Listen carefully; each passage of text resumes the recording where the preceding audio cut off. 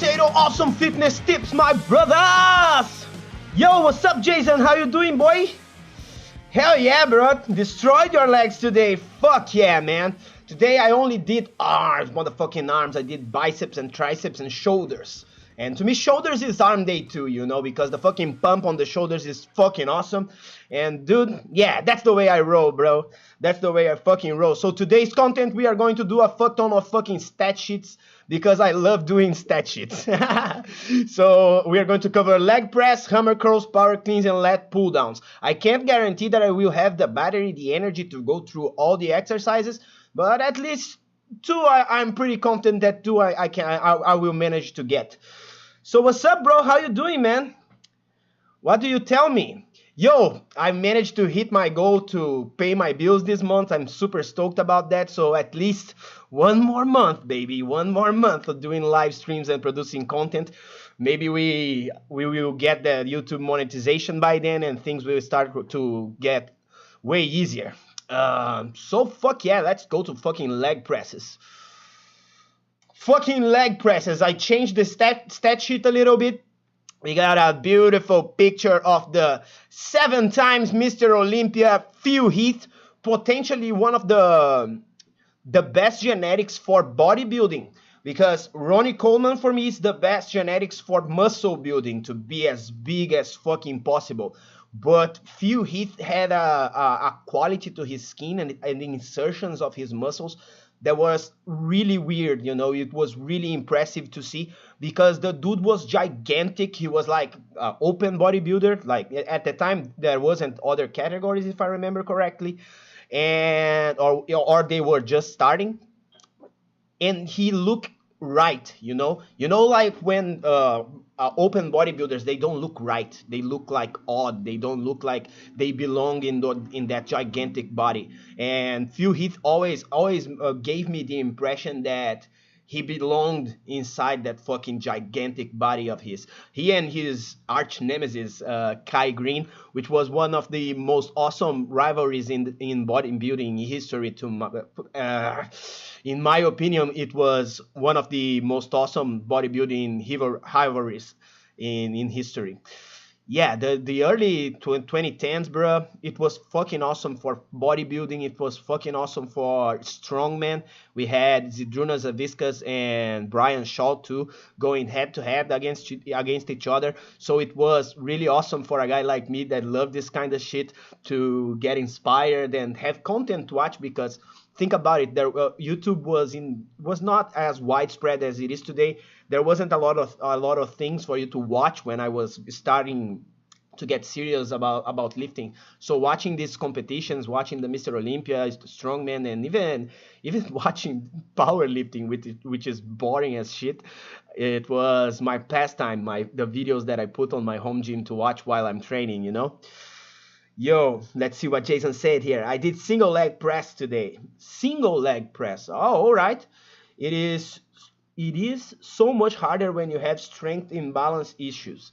Hell yeah, bro. And using only one leg to do the fucking leg press is really good to develop the VMO and the real estate around the ankle joint. Every time you are using a single leg to press stuff, or even Bulgarian split squats or other exercises that you use a single leg to push against the world, let's say, it forces your leg to stabilize things alone and improves upon all the fucking little muscles that are around the knee joint. So that's really great. If you have muscle imbalances, it's absurd because it's a unilateral way to use the exercise. So that's a great idea. And there's also this other component of reinforcing the knee joint. So for people that have knee problems, using a single leg, using on the leg press or other single leg movements is pretty gnarly. So leg presses. Let's start with the fucking. I changed the layout of the stat sheet. Hopefully you guys will be able to catch up. So first, the leg press in the left upper corner. what is best for the rep ranges, the sets and rest times and reps in reserve you should be using in the leg press. The leg press is best for hypertrophy. It's extremely awesome for hypertrophy training, developing your lower body to the maximum. The leg press is one of the best movements to do that. The rep ranges that I think are the best to use the leg press is between 8 and 15 reps. One of the things that the leg press is particularly unique in hypertrophy training is that you can put a fuck ton of force, isolate your legs without compromising your fucking back, and allow you to go against really heavy weights for even more than 10 and 12 reps safely. So it's really one of the fucking best movements for hypertrophy on the lower body. Sets, you can go from 4 to 8.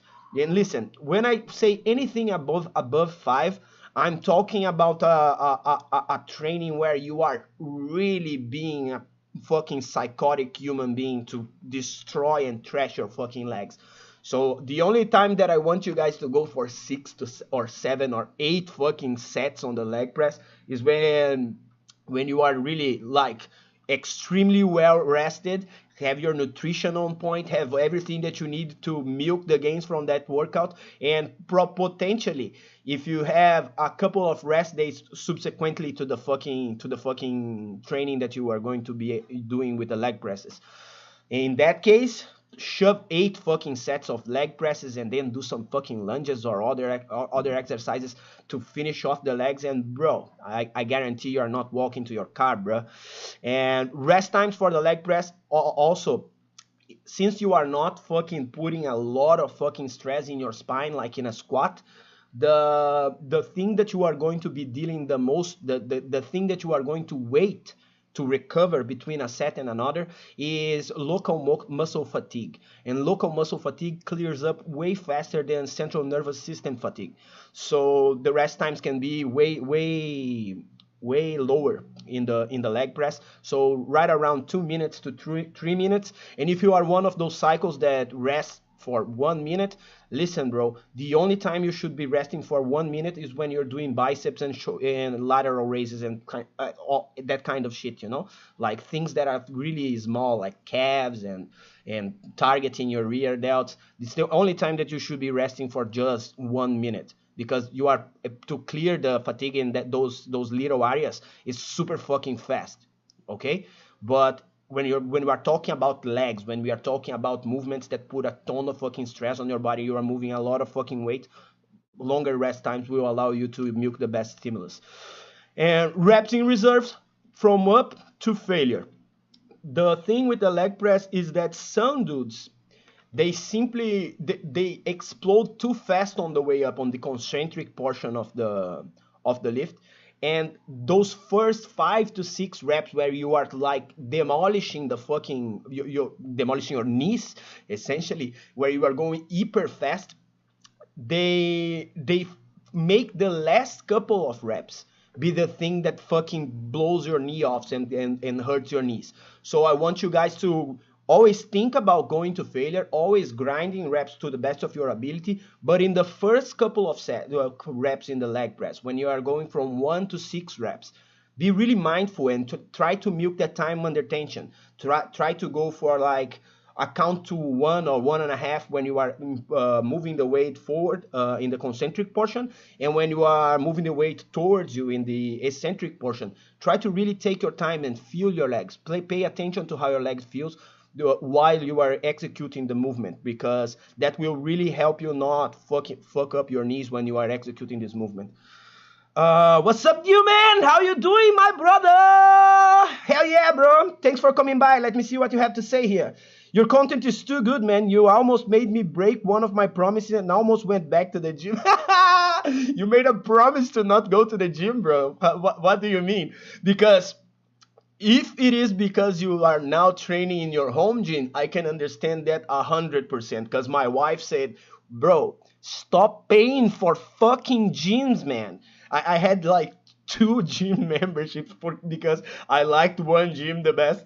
I like one gym to go and train like for powerlifting because they have more weight than I have in my home, and they have a good nice squat hack. They have a proper bench press with a fat fucking pad for you to bench, and the other is a bodybuilding gym here right next to my house, where the owner is like he's a NABA professional bodybuilder. NABA is the professional federation here in Brazil. He's not IFBB pro, but just because he when he was young and he was at his biggest and he was like ultra competitive, he didn't it was hard for guys here in Brazil to go to the United States and to qualifiers for the for IFBB competitions were not as widespread as it is today. But the dude is a fucking legend here in my town. His name is La Rosa. And that dude was gigantic. He's a fucking local legend, you know. Uh, you are not walking to your car. Yeah, bro. No, no, no, no. Leg presses. Listen, I always say it's like when I'm doing fucking squats, I need to put a lot of fucking other exercises on top of the squats to fucking destroy my legs. With the leg press, bro, only the leg press is more than enough to demolish you if you do a proper job of executing it. So moving forward with the leg press, let's throw some strength standards here. The leg press, bro, you cannot be fucking go with CC fucking weights with the leg press. You need to understand this movement only works if you shove a ton of weight in there. So a beginner, and I need to preface this. When I say beginner, it's not the guy that is just starting at the gym. I actually need to change that to novice. When you are a novice lifter, you have your 3 months, 5 months, 6 months of training under your belt. But that's what I'm trying to say when I say strength standards for a beginner, because a beginner can literally start with a plate in each side, and it depends. But a novice should be able to leg press at least his body weight, like for those 8 and 15 reps, and milk a great stimulus. An intermediate lifter, 2 times the body weight, at least 2 times the body weight. And listen, if you are a fucking horse of a human being, because there are this kind of genetic fucking freaks that have strength, a ton of fucking strength, then I need you to go to at least 2 times your body weight, but go higher if you can. If you can go higher on the leg press, go higher. If you are a guy that spend your entire fucking life like playing soccer and using your legs, and you have that capacity to express a ton of strength with your legs, don't be shy about hogging all the fucking plates in the gym and doing your leg press as heavy as possible, because that's the main objective of the lift, and the way that the lift is going to really benefit you. And a more advanced guy, 3 times your body weight is absolutely perfect to maintain your legs with a nice, awesome development. And same deal, bro. If you can go higher than that, congrats to you, bro. The heaviest lift that I've ever seen in my life was a dude in an old gym that I used to work out here called Extrema Força, which is extreme strength. The dude was doing like leg presses with 550 kilos, so about 1,200 pounds, and doing reps with that shit. The dude was a fucking horse of a human being, bro. Yo, let's see what Dilman has to say here on the chat. Haha, yeah, I made a promise to myself to be able to finish a workout program, and the end result should be pretty insane. Should be done in 12 weeks. Yeah, 12 weeks, a proper fucking program in 12 weeks, if you already have previous experience in the gym, can get you right back to where you left things off, you know. So yeah, if one time you dedicated like a year or 2 years and you trained like slightly seriously for some period of time, 12 weeks should be more than enough to get you back to where you were before. But the sexiness of the bench press, the deadlift, and the oh fuck, there's a stupid widget in front of my chat here. Fucking widget, get the fuck out of here, widget. And the power of the squat sound juicy. Hell yeah, bros. Hell yeah. Where does this widget came from? Fuck. Yeah, now I fucking blew off my chat. Oh damn it. Okay. Now I'm seeing everything again. Oh no. Stupid widget. So, all right, deloads. When should you deload with your fucking leg presses? Boom. If you are a beginner, if you are a novice, if you have less than 1 fucking year on the gym, don't worry, my brother. You don't need to deload. Go fucking crazy and milk all the fucking gains that you can. Once you are already pretty strong and you already have nice cuts and a nice sweep to your legs, you are already getting a little bit beefy. You have 1 to 3 years of training. You are an intermediate. You are starting to get strong. People are starting to recognize in you. You are starting to consider using shorts, something that you never considered a single time in your life, but you are thinking, yo, my legs look awesome. I'm going to use shorts now. So once you are an intermediate, if you are doing leg presses consistently throughout the weeks, then every 12th week take a break from the leg presses or deload to reduce the volume and the intensity that you are using in the exercise to 50% and let your body resensitize, let the things that you stimulated in your legs to heal up so you can keep progressing further after the fucking deload. And advanced lifters, guys like that, like fucking Phil Heath or whatever motherfucker that have 3 trunks for legs, then yo, every leg workout is absolute destruction, and you should consider take a deload every 6 weeks, and even more frequent than that. It all depends on how fucking crazy you are going to the gym, but how fucking crazy you are going in your workouts. But it's a pretty good idea to every month and a half or every month to be deloading using when you are using the leg press to develop your fucking legs, bro.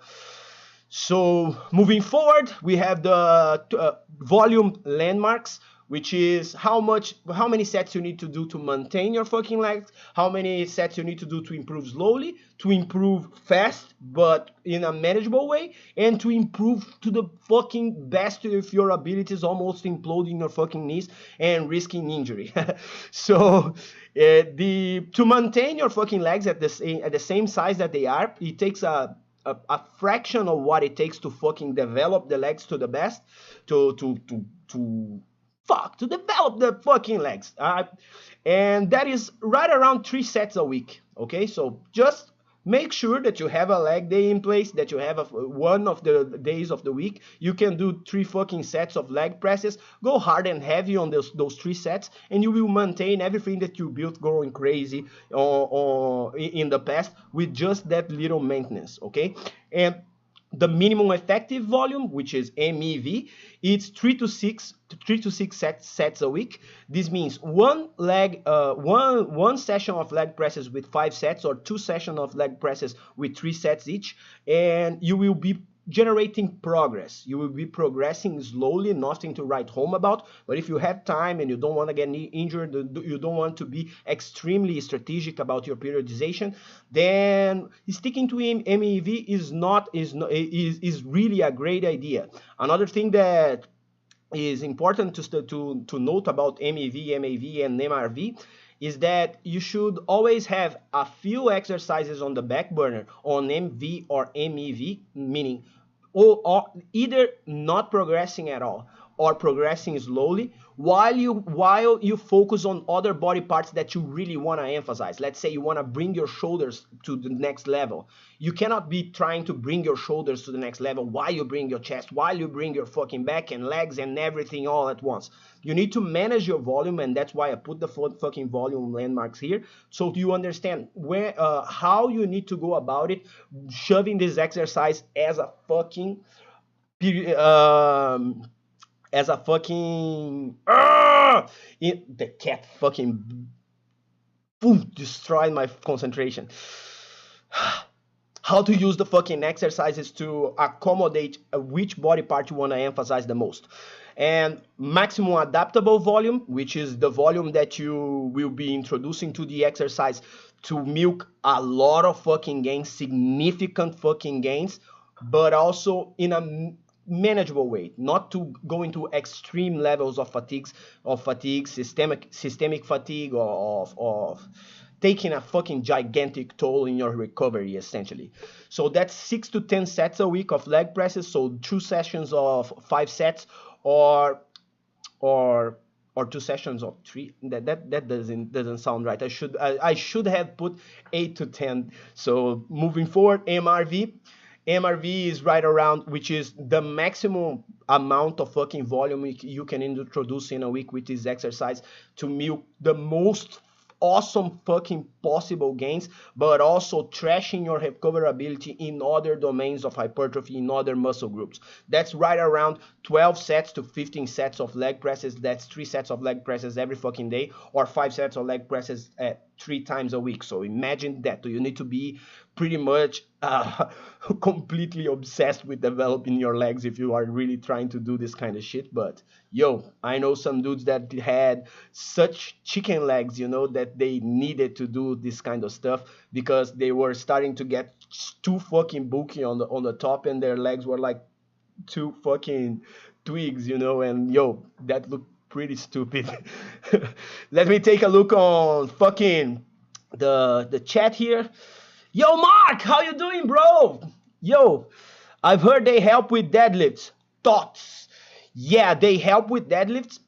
You need to be shoving the fucking shove your foot placement up when you are because that will force you to emphasize the glutes and hamstrings when you are doing the leg press. And the thing is pretty, how can I say this? It's pretty intuitive because when you are doing a deadlift, your upper body is only stabilizing the fucking the spine and everything else. What is doing the work, what is really moving the weights, is the glutes and the hamstrings. The bulk of the load is completely being moved by the glutes and the hamstrings. So if you use the leg press to improve upon your glute and hamstrings or your overall leg, you don't need to do anything special because it's 100% bro science. That shit that I just mentioned. If you put your fucking foot up on the foot plate, it emphasizes hamstrings and glutes more.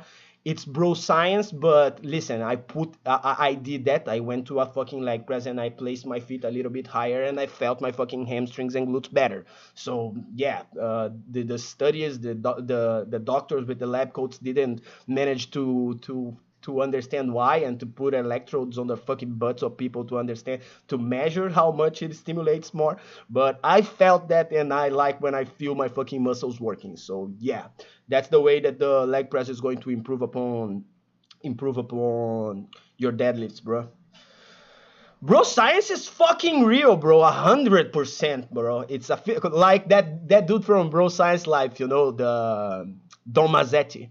He always say like it's 50% science, 50% magic, and 100% results. I love that shit, bro. Let's see what Dilman said here. The thing with my first year of lifting was that I was pretty awful. My biggest bench press was 80 kilos. That's not bad, bro. I've saw a lot of people like not even reach that. That's not bad. Didn't do deadlifts, squats on a hacksaw, and the worst thing was that I kept swapping programs. That fucking sucks. Yeah, the first year, the best thing that you can do is look, squat, bench, deadlift, focus on that shit. Do primarily just that. Shove some fucking lunges, some pull-ups there, maybe some biceps curls, some tricep work, and lateral raises, fucking tons of fucking lateral raises, and just stick to the basics for I wouldn't say even for 1 year, I would say for like 3 fucking years.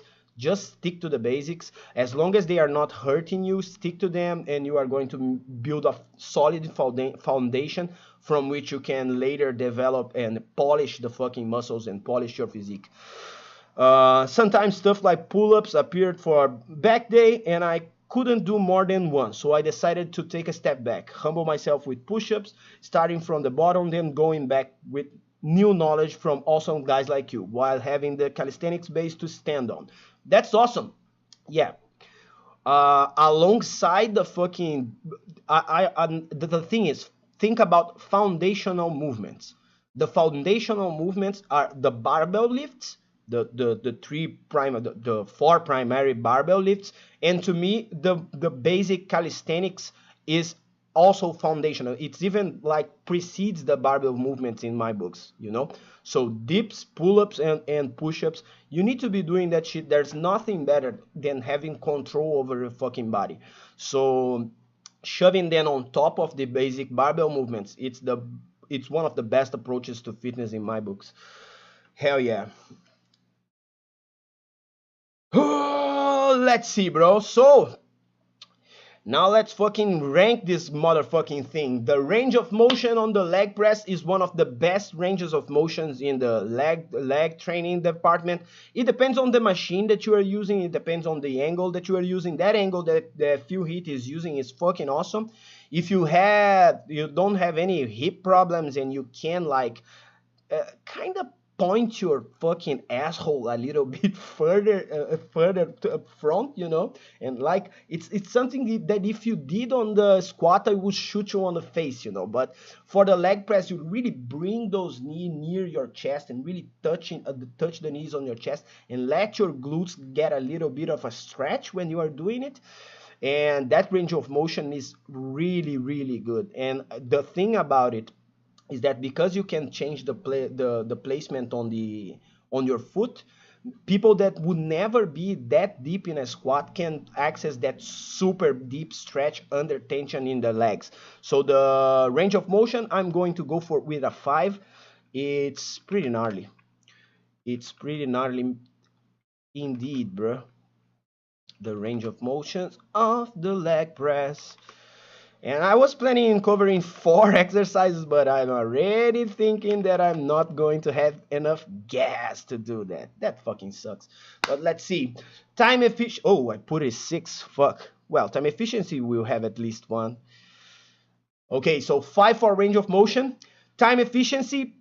Yo, the leg press can be extremely time efficient, but you need to be a fucking psycho to do a fucking entire workout where the only thing that you do is leg presses, because by the set 4, your legs will already be shaking and you will need to like invoke the powers of almighty Broding to fucking finish your fucking sets. It's a little bit like doing German volume training. I don't know if any of you guys ever tried that shit, but it requires a special fucking human being to go there and endure that kind of workout, you know. It's the complete opposite of going to the gym and doing 5x5s. It's like, yo, 6 fucking sets of 12 with heavy ass weights on the leg press. Yo, that is fucking gnarly as shit. So usually I will recommend go for 4 sets of 10 and you are fucking good with the leg presses. Then shove something on top of that. Maybe some leg extensions. I really don't like leg extensions, but a lot of people love that shit.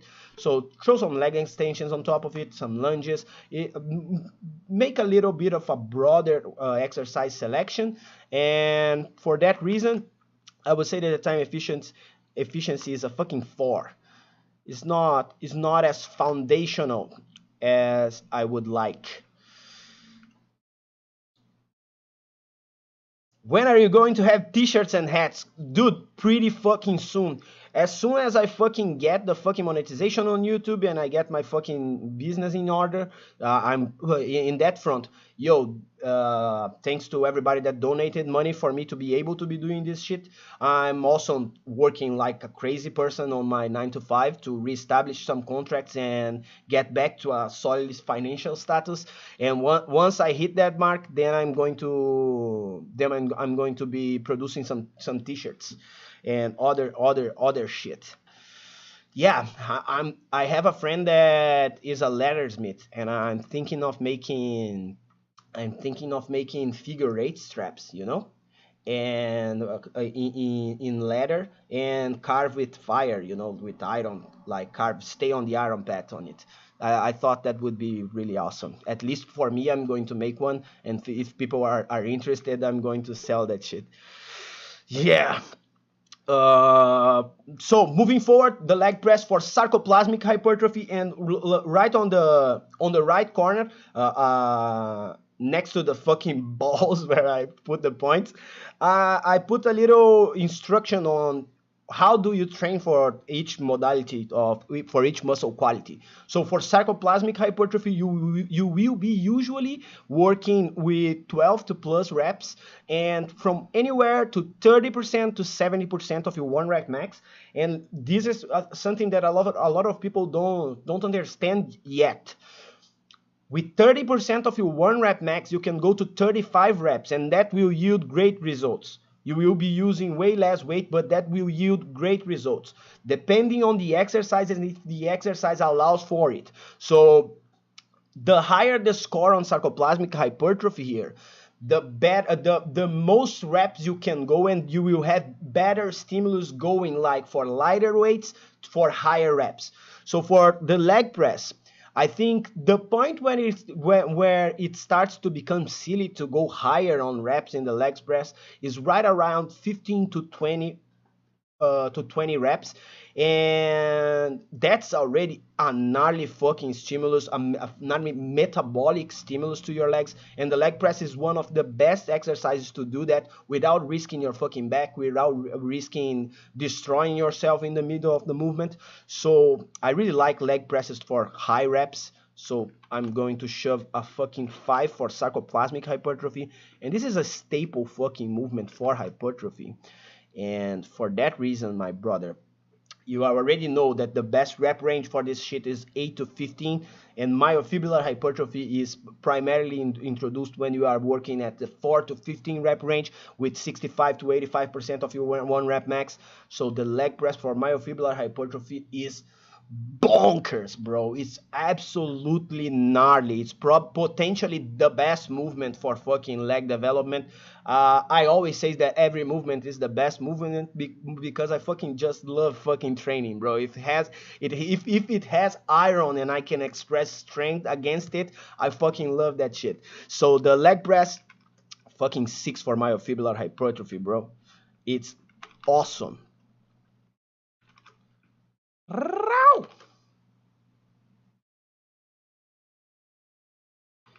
Yeah, put a Brazilian flag, bro. Nice. Stay on the iron path. Yeah. Fuck yeah. So, power. Power is strength expressed through speed. So it's explosiveness, it's athleticism, it's the ability to generate dynamic kinetic force.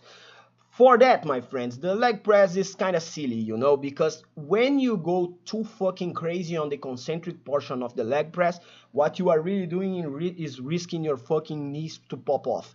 So for power training, I'm not recommend this fucking shit. This is a hypertrophy move, and it's really easy to demolish your knees when you go like as fast as fucking possible on a leg press.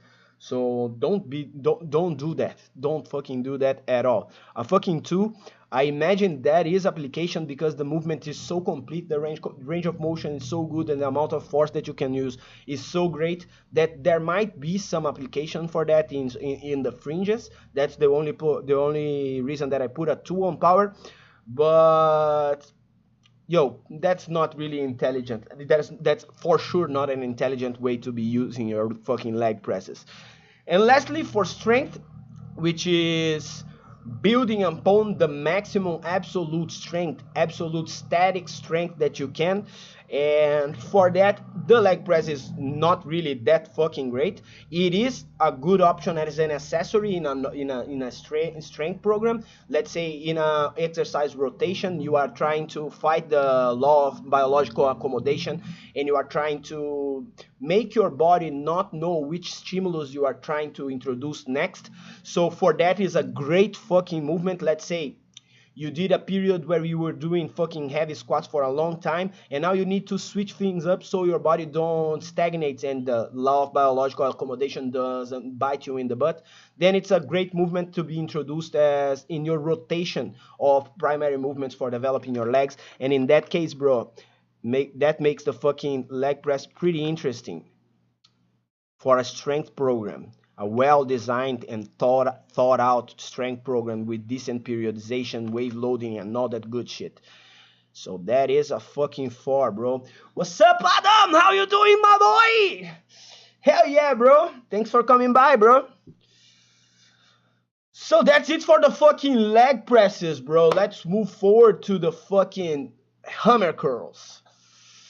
Yeah, and I selected a fucking image of, damn, the classic Mr. Olympia Chris Bumstead doing fucking hammer curls. And yo, this dude, the funny thing is that his biceps are his weak points in his physique. And fuck, bro, his biceps look awesome.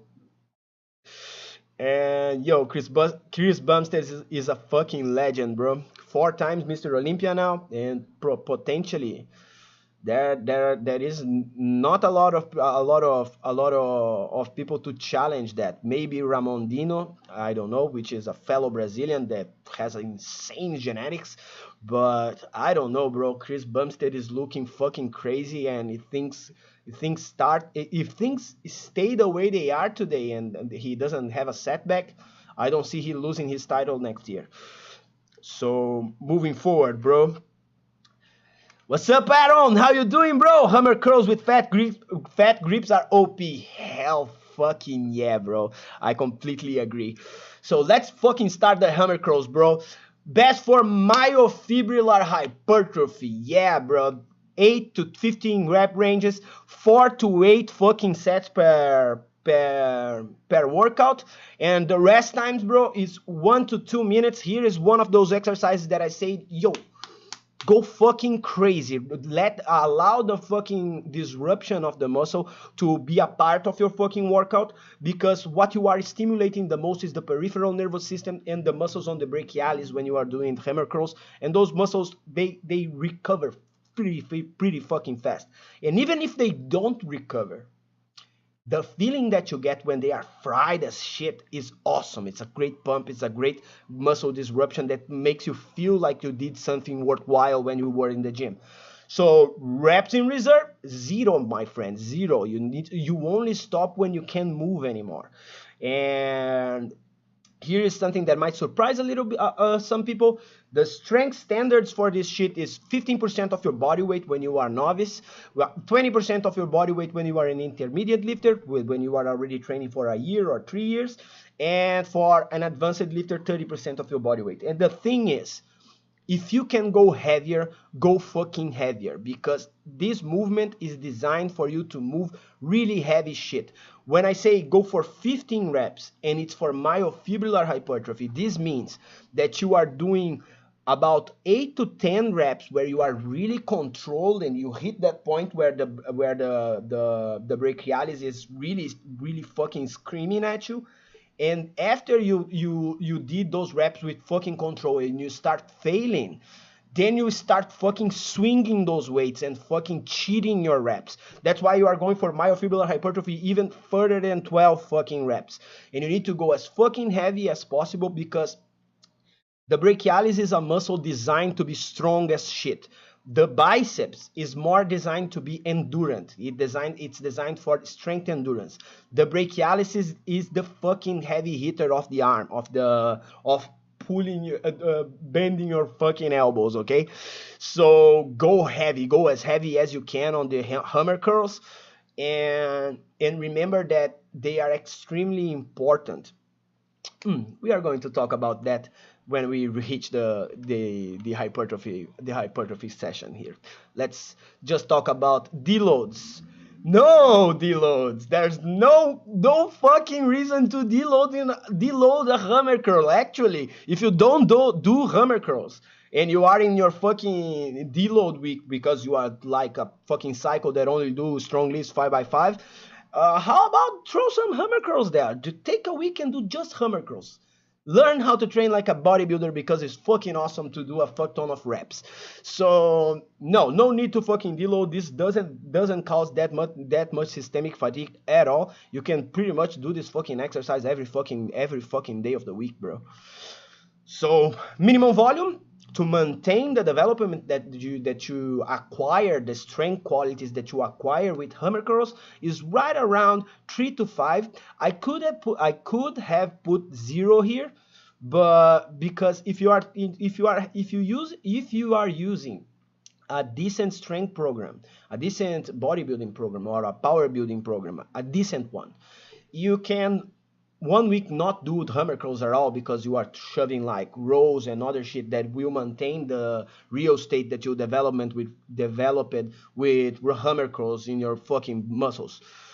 But if the hammer curl is the only movement that you use a neutral grip to curl, or let's say you never use a neutral grip in a T-bar row, never use a neutral grip on fucking pull downs or whatever, okay?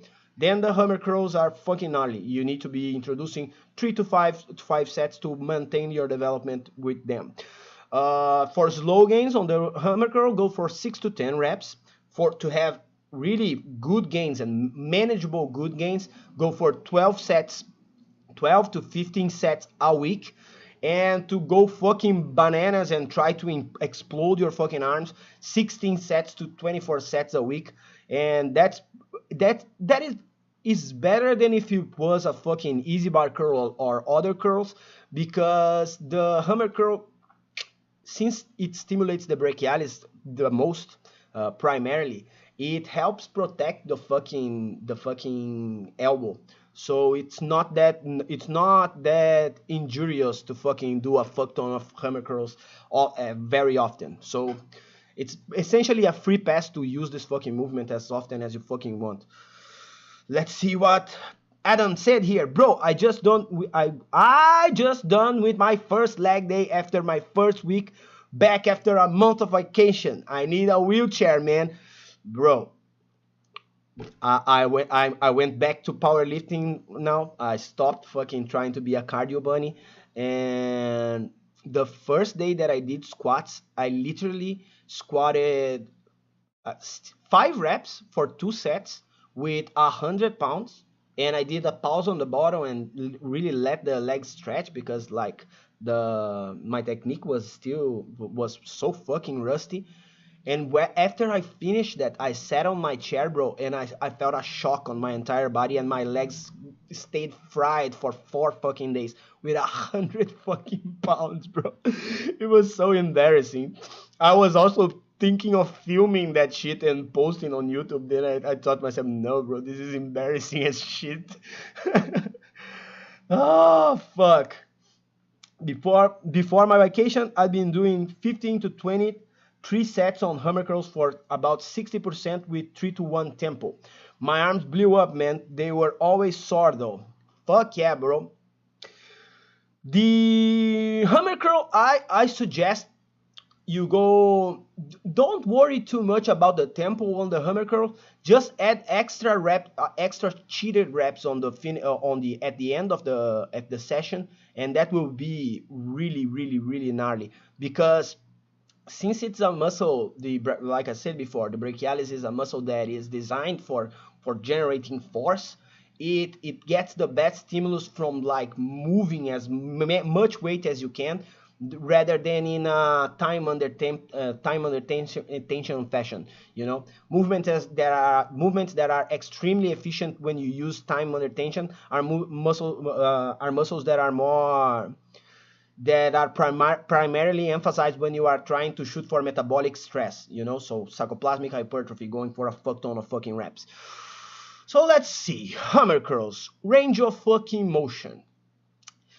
The range of fucking motion is not that great. You actually stop before you complete the range of motion. You don't need to be fucking doing this, and trying to like hit the dumbbell on your ear, Well, right where Chris Bumstead is holding the dumbbell there, it's right where you should be stopping. A little bit above that is where you should be stopping to really engage the brachialis. And the thing about the brachialis that I was going to say before, and I should have said, is that to really bring your biceps out, to really make your biceps look good, is all about the brachialis. And the same applies to the triceps. If you want the horseshoe to start to pop off, if you want this fucking shit. The light is fucking trash here. this fucking shit to start to pop off is all about the medial head of the triceps. It's the stuff that is below the biceps and the triceps that is going to make the details on the outside look better. So the hammer curl for fucking biceps is essential. But the range of motion is not to fucking write home about. You don't, unless you fucking break your fucking elbows and you hyperextend your fucking arms. There's really nothing to talk about the range of motion on this movement. It's standard. It's even below the complete arch of range of motion that you could be using. As for time efficiency, yo, imagine you going to the gym and the only thing that you do is fucking hammer curls. No, no, no, bro, no. Time efficiency is not one of the strengths of the hammer curl, and also you stimulate each arm unilaterally. So you are going to be every set of 15 reps is actually 30 reps. So fuck, that's not time efficient at all. So 2 fucking points for time efficiency. Now for sarcoplasmic hypertrophy, things start to get a little bit interesting. You can go for sarcoplasmic hypertrophy with this movement. It's actually one of my favorite finishers. Yeah, after you already fucking did some close grip bench presses and then you do some easy bar curls and then you do some fucking push-ups, and to close things off, hammer curls with low weights. If you have my plates, they have a handle, so it's cool to do hammer bar curls with the plate, because the plate, since the weight the way that the force displacement changes and forces your brachialis to do more work, it's good to just grab the plate with a handle and fucking do the hammer curls with it. And for that, my friends, I like to do them for high reps, but it's nothing to write home about. It's above average for sarcoplasmic hypertrophy. It's a good finisher after a gnarly workout that you emphasize your arms, but it's nothing more than a 4. It's nothing more than a 4, bro. And in the myofibular hypertrophy domain is where this fucking beautiful movement shines, bro. Myofibular hypertrophy is the expertise of the fucking hammer curls. Is what you should be aiming to do with this shit. You can go fucking heavy. You need to go as heavy as you fucking can. You need to use cheated reps. You need to introduce whatever the fuck you can, whatever the fuck you want to move the weight, to move more fucking weight, because then you are going to stimulate your brachialis to the maximum. And bro, if you manage to do that, it's a 6, bro. There's no other exercise that will stimulate the fucking brachioradialis and all the fucking that fucking shit that stays below the fucking biceps better than hammer curls. That's why you'll see every single fucking bodybuilder in the world do this shit. If you find one that don't do this shit, it's because he's tired of doing this shit, but he did it for a long fucking time, Would you say that hammer curls are similar to calves and medial delts? Like you could train them often and nearly every day? Hell yeah. With hammer curls, if you are doing like some neutral grip pull-ups, then probably yes too. Because pull-ups are so foundational that I really like when people go crazy and develop an extreme work capacity with pull-ups. But yeah, the hammer curls can be done pretty much as a finisher to every single workout that you do. To develop fucking power, it's not even a question. It sucks. You that's not the objective of the movement at all. And to develop fucking strength, then it's pretty fucking good. It's better than expected, to be honest. Like I was thinking of putting a fucking tree here, but I just realized that when this movement develops your grip like crazy. If you do it correctly and you don't let the fucking dumbbell sit on your hand, don't try to isolate your brachioradialis, okay? Like grip the fucking implement, grip the fucking dumbbell as hard as you fucking can. And like Aaron said on the chat before, if you have fat grips, bro, then it's way more gnarlier. So when you do that, you force your body to learn how to squeeze like fucking crazy, bro. And that will improve your ability to conjure strength, your ability to engage your peripheral nervous system that inform the central nervous system whenever the central nervous system needs to do something like in a bench press. So for strength is a 4, it's a solid score, but it's not the main thing. Yo, what's up, City Hamasai? How you doing, my brother? Thanks for coming by, bro. Sorry that I didn't saw your message before. I was so crazy in my train of thought here that I forgot to read it. Oh yeah. Man, I'm sweating like crazy. It's insane. I wake up this morning, it was like 7 degrees Celsius, and now it's raining outside and it's probably 27 degrees. It sucks, bro. This shit sucks. I hate the climate here, bro. Oh, damn it.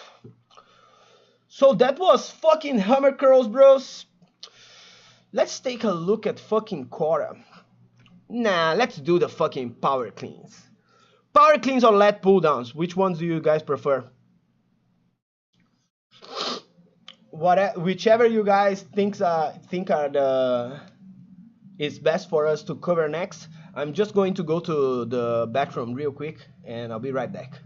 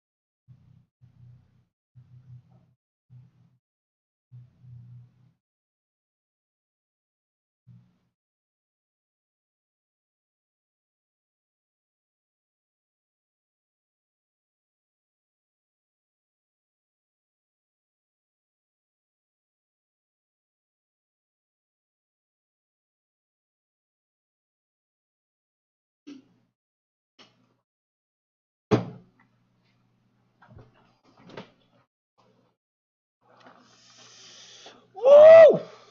Look, man, I'm fucking sweating like crazy.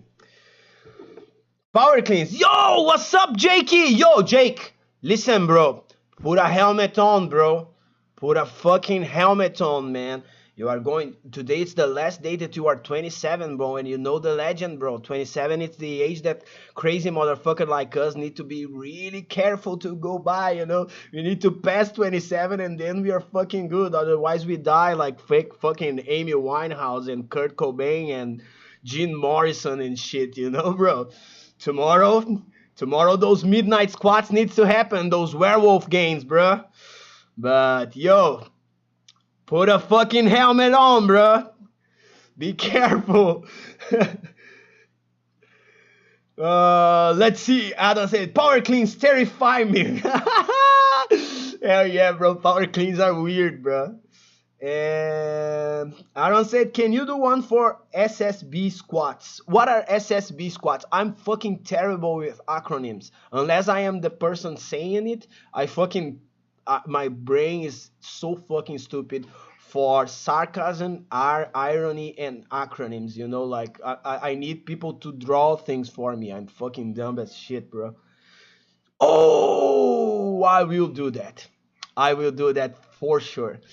Safety bar squats are awesome, but I need to prepare it before so I fucking get my head going before I fucking do the analysis. But I'll prepare it for tomorrow for sure, bro. Safety bar squats are so fucking good, bro. I actually, with squats, when I start doing squats too fucking often, it's my elbows and my shoulders that start to get wonky. In safety bar squats, I have a friend that have a powerlifting gym, as I said before, that I used to pay two fucking gym memberships, one to go to the powerlifting gym and one to go to the bodybuilding gym. And bro, the safety squat bar is so fucking awesome to when you are peaking for strength and you are already fucking strong and you don't want to fucking demolish your fucking your shoulders and shit. It's so fucking good to go do that those fucking squats and just hold that shit right in front of you here. It's awesome, bro. One thing that I never did, and I had the opportunity, but I never did, was using the box to do box squats, using the safety squat bar. I should have done that before. I will arrange, now that I'm good doing, now that I'm going to try to get strong again and focus on powerlifting for a while, I will hit up my friend and go train with him and introduce some box squats to my training when I start to get strong again, to like uh, change up the variations of squats that I'm using. Jake said, hell yeah, you're gonna be getting some videos in your Quora inbox tomorrow. Hell yeah, bro. Hell fucking yeah. Yeah, it's Jake's birthday tomorrow, guys, and I should have that picture in hands, but he sent me a fucking picture of his squat rack in his porch, and it was like midnight and the moon shining on the squat and on the loaded squat rack. Is one of the most awesome pictures I ever seen in my fucking life. It's fucking awesome, bro. So yeah, tomorrow is the day, bro. I want to see some PRs, bro. Hell yeah. I'm going to even put in the live stream and react to it if you want to. Let's go, bro. So power cleans. Jake said power cleans, it's going to be power cleans. Yeah, and put a fucking image of the 85 kilo former member of the Chinese Olympic weightlifting team at the 85 kilo category, Tian Tao. And because this dude was so fucking impressive, bro, I love the way that he competed. He was that crazy dude that like he shoved PRs that he never got in the gym in competition and bombed all the fucking time, but sometimes he hits them, and when he hits them, it was so fucking awesome, bro. Here he is 85 kilos and he is power cleaning 200 fucking kilos, bro. That's gnarly. That's 440 pounds for a fucking 185 pounds man. That's insanity. So the power clean, the best usage for power clean. What is the name of the movement, my friends? The name is power clean. The best usage for the power cleans is for power. While other exercises require adjustments like the bench press, if you want to develop your power, your explosiveness in the bench press, it requires adjustments. You need to be thinking about how you are going to execute the movement. You need to be introducing bands and chains and shit. But in the power clean, it doesn't matter how you execute the fucking movement, okay? Every time you do a power clean, you are introducing a ton of power, because you don't power clean if you are not being extremely explosive when you are executing the movement. So the power clean is extremely awesome for power. You don't need to go to in the left right corner here, finger here, like power movements, you need to be using 1 to 3 reps with 50 to 60% of your 1 rep max. Let's say if you are doing a bench press and you want to develop power, that's the rep range and the intensity you should be using. With the power clean, you will develop power using the maximum amount of fucking weight that you can. So you can go fucking heavy as you can and work at the 1 to 5 rep range and develop awesome power and strength and everything, as we are going to see when I rank this fucking exercise. I love power cleans, bro. So sets, right around 3 to 6 sets of a workout, it's pretty good. I would go to 3 sets if you are doing more of you are not trying to hit any PRs, you are not trying to fucking go for a maximum intensity, you are working right around 80 to 85% with 5 reps. Then I would go to 3 sets, and if I'm doing more sets, then I would be doing singles and doubles, and then I'm going fucking super heavy and adding a little bit of more sets. Rest times, especially in that case, bro, it's as many times as you need to fucking execute that heavy fucking lift. The rest time, the only concern you need to have in the rest time with this kind of movement is, will I perform again? Am I fresh to perform again? If you miss a fucking lift, rest more, bro. So if you went there, did a double with 90% of your fucking 1 rep max, and you rested for 2 fucking minutes, and then you can't hit a single, bro, then you rested too fucking little. Take 10 minutes, and in 10 minutes I guarantee you that you are going to hit that double again. Okay?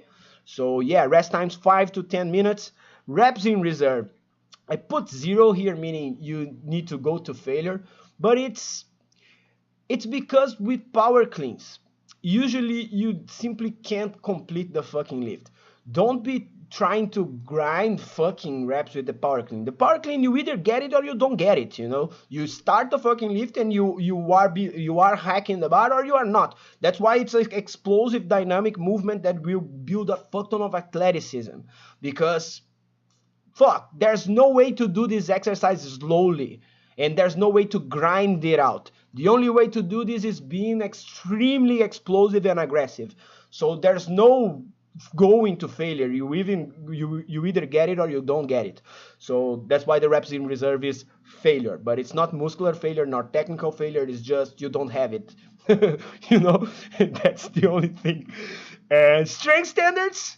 Yo, if you are a novice, you are just learning to power clean, you are just being introduced to this awesome fucking movement, then 60% of your body weight is what you should be shooting for, and that's really fucking cool. If you manage to hit a set of 5 with 60% of your body weight in the power clean, be proud of yourself as a beginner, because the movement is pretty technical. It requires you to have a lot of fucking static strength, absolute strength, prior to be reaching these kinds of numbers, or be a fucking magician in the technique department and have a fuck ton of coordination. I was actually training a kid that plays basketball, and he's like a fucking freak of nature, you know, like that kid, I should do a natty or not on him, because he's 15 years old, he has cap delts, he has a built chest, never worked out, never did nothing, never went to the gym, lift weights, you know. And I know him since he was a child, and his mother asked me everything she needed to know about to improve upon his chances of like making a living being a basketball player. She asked me, you know, when I said her she should take creatine, she said, yo, I will not drug my kid. So but I should do a fucking natty or not on that kid, bro. It's insane how fucking genetics work. And I don't remember why I started saying, I remembered. The kid, like, first day he came to work out with me, he was power cleaning his body weight, bro. But that's a fucking dynamic basketball player, a kid that is 5'9" and dunks, you know, like generating explosive force is right on his league, you know.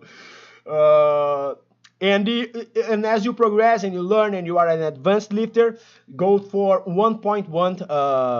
110% of your body weight is a great goal to shoot for. I forgot to talk about the intermediate phase because I was so fucking blown away with this kid that I forgot to talk about it. So the intermediate standards is right about 90% of your body weight. That's a pretty goal to be shooting for. If you are not really specializing in Olympic weightlifting and things like that, and you are just using the power clean as a movement to maintain your fucking power in check.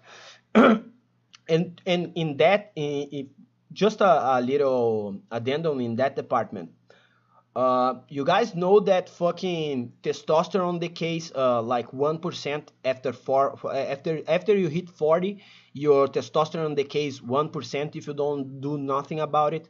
Your muscles start to atrophy. 1% of your total muscle mass start to atrophy. 1% if you don't do nothing about it. Your strength diminishes 3% a year if you don't do nothing about it. And power, the ability to generate explosive kinetic force, it decays 88 fucking percent, 8 fucking percent a year if you don't do nothing about it. So, bro, imagine you are 60 years old and you need to jump over a fence, you know? Like something that I imagine the young dudes that the ones of you that are young are able to do easily today. Once you're 60, if you don't train for explosiveness, you don't do that. You simply are not able to do that. That is not that is not even an option anymore. So living under delusions that, yo, I'm beast mode, if I get in a fight I'm going to knock somebody out. No, bro. That's why young kids are dangerous. It's because they are explosive as shit, and sometimes they hit you when you are not looking, and fuck, you are a fucking twig of a 22-year-old with that sees red, knocks you the fuck out. Yeah, I always forgot that I'm the only Brazilian in the room that worries about fighting, fighting someone in the streets. Let's see what the chat has to say. Just a quick idea for a tier list video if you do another. A bodybuilder tier list with like Jay Cutler, Tom Platz. Yeah, that's awesome. I was thinking about doing a strongest of all times tier list because my knowledge of the strongmen from the past is way more vast than the others, and to make it's not a comparison, but just to talk. Oh, I'm forgetting my words today. But I watched every single world's strongest man that ever was aired from start to finish like multiple times. Like I know everything that happened in every single competition. But I will do a bodybuilders would be a fucking awesome. Yeah, I can do also fitness influencers, YouTubers. Maybe Sparks and Drama. Maybe Greg Doucette says that I'm bald and fucking fat, and I get a ton of subscribers from because of it, Jason said, as a dad just trying to get stronger and healthy, is this worth adding to routines? Hell yeah, is absolutely fucking worth it. I don't know if you asked this before I did that little rant about our power, our ability to generate explosive kinetic force decaying like crazy as we age. That's the reason you should be doing power cleans, is to maintain that explosiveness and in a safe fucking controlled environment. Otherwise you are training like with jumps and other shit that the impact is fucking crazy, like with sprints are an awesome way to maintain your fucking explosiveness, but it's also an awesome way to fucking demolish your back and demolish your knees and your hips and everything else.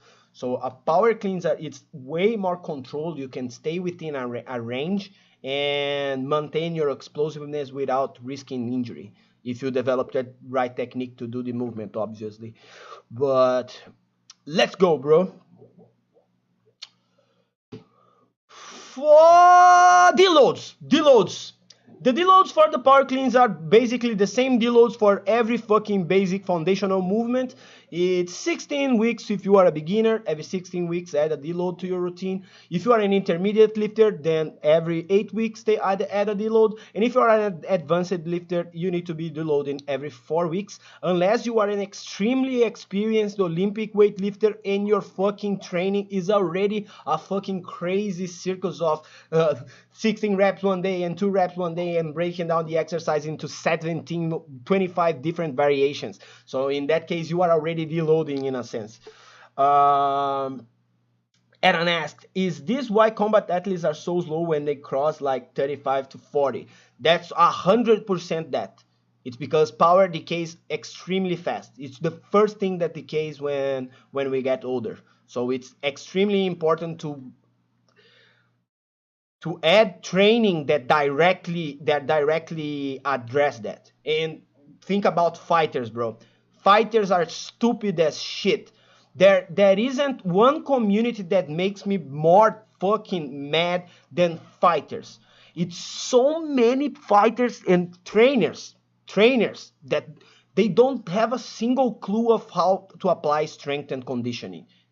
Like they say that fucking doing bench presses doesn't help with anything. And I heard fucking jiu-jitsu guys saying that to me. Okay? And the next second, they are saying, yo, it's pretty hard to row with you because you are too strong. And I'm like, bro, you just said that my training doesn't work. I'm not training jiu-jitsu for years. And I came here and you are complaining that I'm too strong. How am I strong? It's because I train fucking bench all the fucking time. It's the only lift that I'm really strong is bench press. And fuck, go fuck. This dude's a fucking. I hate that, bro. Hopefully, I will start working with some gyms eventually and help make our Brazilian athletes better, bro. Because we have only with the history that we have in MMA, we should have way more athletes ranked higher on the UFC, bro. Cup of Coco, how you doing, my brother? Hell yeah, thanks for coming by, bro. Thanks for coming by. I've been waiting for this one. I'm excited to see the results. Hell yeah, bro. Hell yeah. Power cleans are awesome. And I already did 16 tangents here, but let's move forward. And once again, if you are a CrossFitter, if you are an Olympic weightlifter, these volume landmarks that I'm saying here doesn't apply to you because your training is absurdly weird. And no, this is for the regular human beings using the power clean to develop a lot of fucking things like sarcoplasmic hypertrophy, myofibrillar hypertrophy, power and strength. Okay, regular humans. Minimal volume to maintain 3 times a fucking week.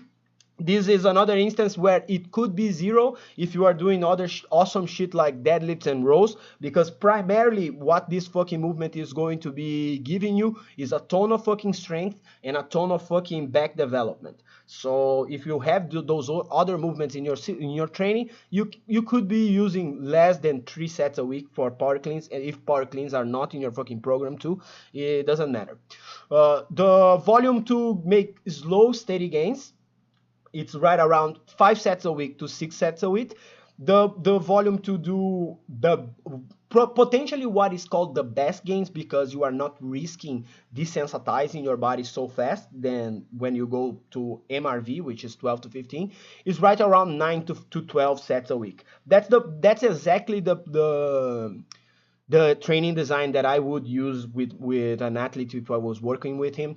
It would be like, yo, 2 workouts with fucking gnarly sessions of power cleans, one more on the high rep side and another on more on the lower rep side, and that would be pretty gnarly. That would be right exactly what I would do.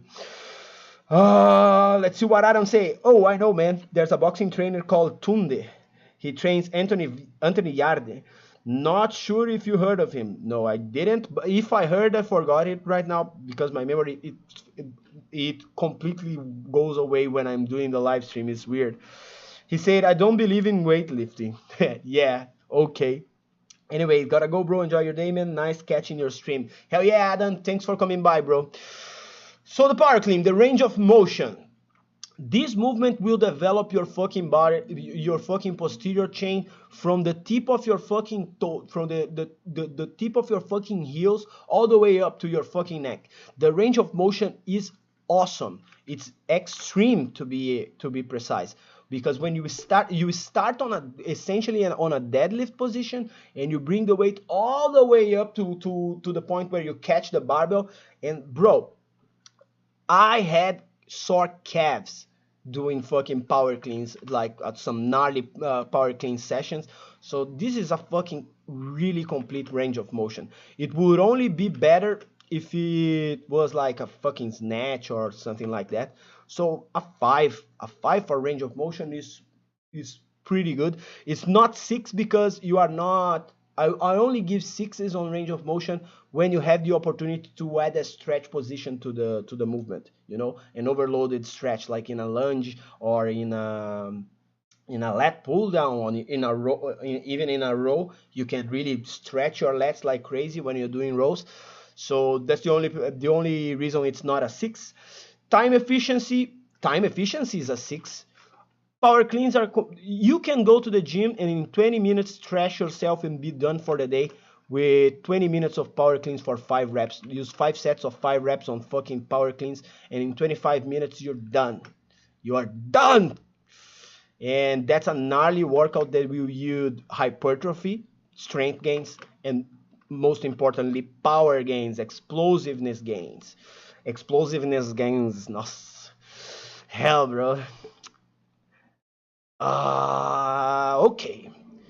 For sarcoplasmic hypertrophy, this means going for 12 plus reps in the 30 to 70% of your 1 rep max. I should, the next time that I do this, in, to, to, to respect of our CrossFit buddies, I will change the sarcoplasmic hypertrophy for some movements to metabolic conditioning. And then doing high reps will make a little bit of more sense. But here, you're not developing, bro. Nothing about power cleans is metabolic. I'm putting a second way little plate there, but nothing about this movement is metabolic. You are not trying to emphasize emptying your muscles. No, you are trying to use your entire system in a fucking second. Pow, and that's it. You might be sore the next day. It happens, but that's not what you're shooting for. Feeling the muscle contracting and getting pumps and shit is not what you are trying to achieve. Although your traps will feel like crazy, will explode out of nowhere when you do the first fucking heavy power clean. Your traps are going to, but that's not the object. It's not because of the metabolic work directly, okay? It's not because of high rep work. That's all I'm trying to say. Although, of course, for your muscles to contract, there's metabolic stress happening. And myofibrillar hypertrophy, on the other hand, which is the actual build of contractile tissue by applying high levels of mechanical tension to the muscles, guess what? That is fucking... No, cat, no, don't destroy everything. Just stay here or go away. That is one of the specialties of the power cleans. I think for back development, for trap development, it's one of the best movements that you can be introducing to your program. And bro, it's a fucking 6. Just look at the traps in Olympic weightlifters like Lu Xiaojun or even Chen Tao on the fucking picture. It's insane, bro. Their traps, they are all traps. Their back are all fucking traps, bro. This kind of move is insane to build gnarly traps. And for that reason, because we all want gnarly fucking traps, power cleans are a 6 in myofibrillar hypertrophy. Yo, as for power, the name of the movement is power clean. Fuck, it's of course a fucking 6 for goddamn power too, bro. Damn. Gabush. And for strength, it's pretty good, but it's not the best. It doesn't compare to fucking squats. It doesn't compare to any deadlift. For absolute strength, it doesn't compare at all. But it's for real life strength, for just for you to be like a fucking strong dude walking around in the street feeling awesome. Then it's fucking a fucking 5 is a I'm thinking of 4, but a 5 is it's a generous score because I'm going to be generous with this movement because I love it. I love doing power cleans. It's a staple in my workout programs. I always try to convince people to do this shit, but a lot of them never want to do it because they are afraid, or they try one time and they get hurt, and then I say, yo, sorry for wasting your time and being a bad coach. No, I'm kidding. But yeah, strength 5. So the overall score for the power clean, bro. Let's take the text here and add it. Let me see. Boom. We have 5, 6, 7. It's a 29 out of 36, bro. Just because the sarcoplasmic hypertrophy destroyed the fucking lift. In all other domains, the lift is great. And that's exactly what I was talking just a second ago. Like, I need to change some of the criteria for some lifts like this one. But then every fucking lift will be absolutely awesome always. No, no, no. Only the awesome lifts are awesome. It's ranking high because it's a great lift. But in the next movement that we are going to see, but I think it's going to be in the next live stream because I'm already fried and I can't think straight anymore. It's going to be the lat pull down tomorrow. And in the lat pull down, I changed the sarcoplasmic hypertrophy category to primer because using lat pull downs to prime the muscles and prepare your muscles to be overloaded later is absolutely fucking incredible, and it's a great usage for the lat pull down. So yeah, that's it. Thanks a lot, my brothers. Thanks for being here with me, and I see you guys tomorrow with more fucking, I don't know if it's going to be exercises review, but I really like the idea of doing a tier list of fucking bodybuilders or strongmen or something. If you guys like that idea, just put it on the chat. And that's it, bros. Yo, Jason, thank you, bro. Stay on the fucking iron path, my brothers. You look at that vein, bro. It's looking good. Hell yeah. Fuck yeah, bros. Bye bye.